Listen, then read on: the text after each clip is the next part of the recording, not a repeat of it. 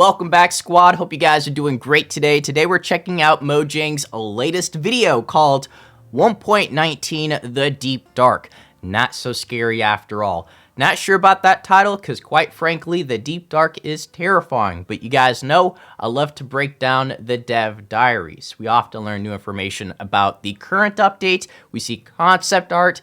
And quite frankly, it's just cool to see devs talk about their game. So if you guys enjoy this type of content, do me a major favor. It does mean a lot to me as well. And leave a like on this video. Let's waste no more time and check out this video. Oh, you'd love to hear some secrets about ancient cities, don't you? Hi, I'm Marco. In this video, together with Pouya and Gnembon, we will tell you about all the cool things that you can find in the Deep Dark. The Deep Dark is a biome that can be generated much like any other biome, but to increase the likelihood of finding it, you should look for the tallest mountain that you can find and dig as far as you can underneath it. I think the biggest challenge in So what was the solution before the mountains? Like, what were they gonna do if we never got the mountains? I feel like the Deep Dark could almost be a dimension, like the Upside Down world. But I think I still love the location. It's pretty cool to find this massive mountain and know that something treacherous is beneath it. Introducing the Deep Dark was the actual placement of that biome. In the first experimental snapshots that we have released, there were always other biomes creeping underneath of it, and it didn't feel good. Deep Dark should be always at the bottom of the world. What we've done instead was to place the Deep Dark under the world, under the bedrock layer. That's where the center of it is. What you see in your world when you go to the Deep Dark is just a tip of the iceberg. Inspiration-wise, we drew a lot from like Lovecraftian horror, because we wanted to implement and develop something that was quite scary, but not in the traditional horror sense, scary as in like jump scares and that, but more of a mysterious and unknown scary, I guess you could say. It really does work, and I like how Minecraft is exploring the horror element, because I don't know about you guys, but when I started playing Minecraft, caves creeped me out. Like, even back then when they were really tiny and it took forever to find a massive cave, like that was a big deal back then. But just hearing the cave noises and feeling like you weren't alone, that made it even more terrifying. And I love that feeling. I love that feeling of not knowing exactly what's around you. And I seriously think that horror is one of the coolest themes to explore because there's so much potential. And I'm glad that they recognize that, especially with a game like Minecraft, which often is considered like a children game. So to see that explored with the Deep Dark and the Sculk and the Warden, honestly, it made 1.19 very special. And I hope they continue to do that with possibly new dimensions. Fingers crossed. My favorite feature of the Deep Dark, I would say, is the sculk patches that are scattered around the Deep Dark. Mostly because I feel they give off a very organic vibe and add to the mysterious feeling inside of the biome. In my head, the sculk blocks are like organs of some living entity. So we have the sculk catalyst, which is its stomach, which allows it to digest souls and create a sculk charge. This charge will move around, replacing blocks with sculk if the charge likes the block, otherwise it will just wrap them with sculk veins. This charge can also place sculk sensors and sculk catalyst. The sensors are the hearing organ of the sculk, as they allow it to detect what's going on around it, whereas the Sculk Shrieker allows it, when alerted by sensor, to spawn the mighty Warden, which allows the Sculk to defend itself.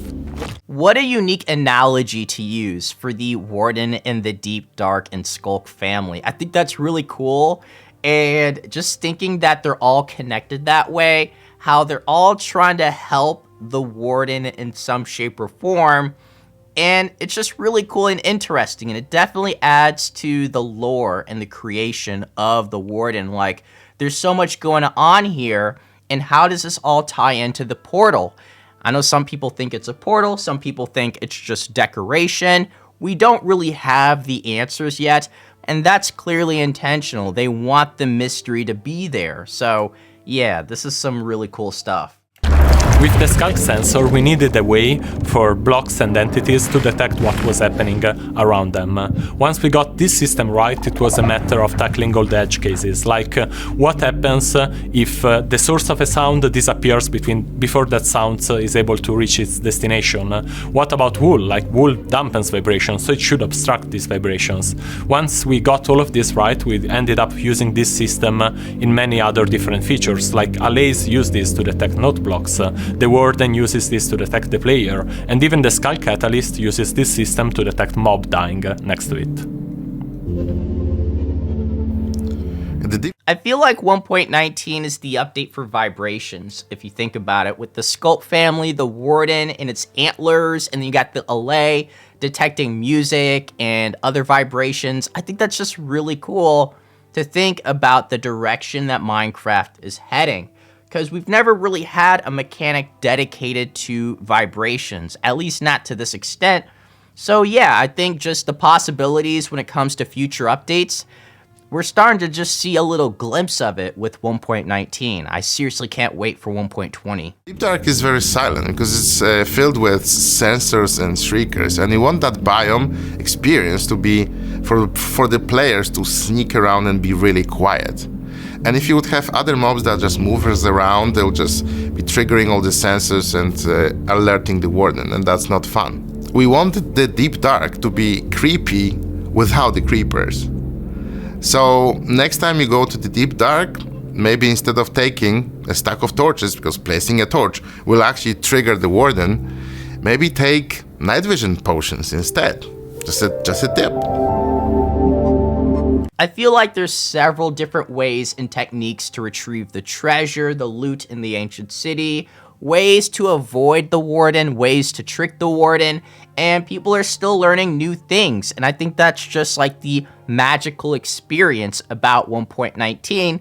And clearly not enough people give credit to this update. It's easy to overlook that and be like, well, 1.19 wasn't immersive enough. And I understand that aspect, but just thinking about what they were able to accomplish with the Deep Dark and the Warden, yeah, this update is still really amazing for sure.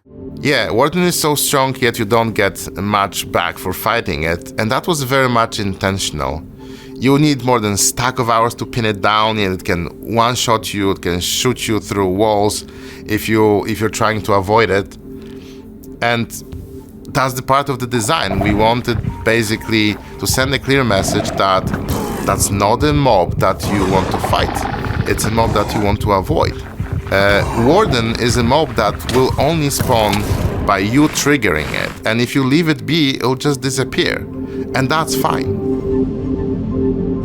That was super controversial, and it still is. The fact that they made a mob that powerful and that strong, and it's not even a boss. So a lot of people were not happy about that, but I think the final product definitely justified them taking that approach, and I think most people are satisfied with the Warden. Now, should they continue in that direction in future updates? No, I think they should pursue something different. And of course, Minecraft is definitely lacking in the boss department. Very obvious, right? So I would like to see more bosses in the future with actual loot drops. Share your ideas down below. The Sculk and the Warden fit into the Deep Dark concept as some kind of living entity that found itself buried underground. The reason why the Sculk and the Deep Dark are often found within ancient cities is a mystery that we are excited for our players to figure out. Do ancient cities hold some sort of a secret? Yes, they do. For the first time ever, we have included a Redstone Rooms with redstone contraptions for players to observe and learn from them. They are located in the bases of the ancient city centers, and you can bust your way in, but all of them have a secret way to get in without breaking anything. And it was so fun to actually figure that out. Have fun in the Deep Dark, but stay safe. When they included that in the ancient city, I thought that was so cool because it brought me back to when I first explored the jungle temple and finding like the loot in the jungle temple, like super small, of course. But just that feeling of knowing that there's traps there, that there's something else that you can't really see, it was just so cool and interesting, and it just felt like I accomplished something. Minecraft is in great hands, essentially. Like, it's easy to pick and sort of be critical about certain things that we see happening to the game that we love, but we can tell based off of these features that they really do care about this game, and they're trying to put in the best content. So share your thoughts down below about 1.19. Hey, share your thoughts down below about 1.20. This is the spot for everything related to Minecraft. With that said, thanks guys for watching. I'll see you later. Peace.